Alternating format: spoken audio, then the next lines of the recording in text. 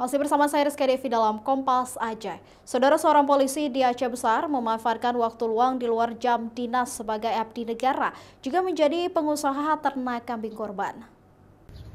Namanya Aibda Teguh Abdullah, polisi yang berdinas di Polsek Darul Kamal Aceh Besar, sejak 8 tahun lalu mulai merintis usaha ternak kambing untuk kebutuhan hewan kurban. Usaha ternak kambing miliknya setiap tahun terus mengalami peningkatan permintaan untuk hewan kurban saat menjelang Hari Raya Idul Adha. Setidaknya tahun ini Abdullah sudah menyiapkan 100 ekor lebih kambing untuk permintaan kurban.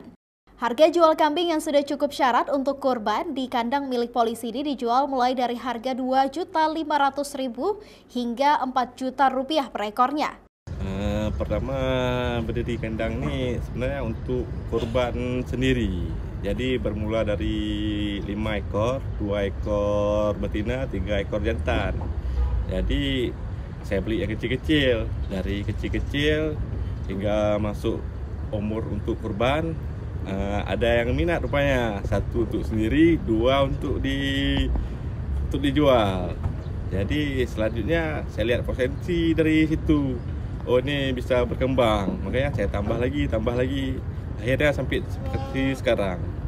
Alhamdulillah memasuki tahun Idul Adha, tahun kurban, ada peningkatan. Jadi untuk yang kurban udah banyak yang booking. Usaha ternak kambing korban ini awalnya dirintis Abdullah hanya untuk mewujudkan keinginannya agar bisa berkurban.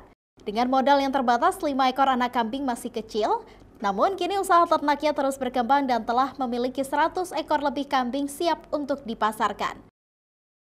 Raja Umar, Kompas TV, Banda Aceh.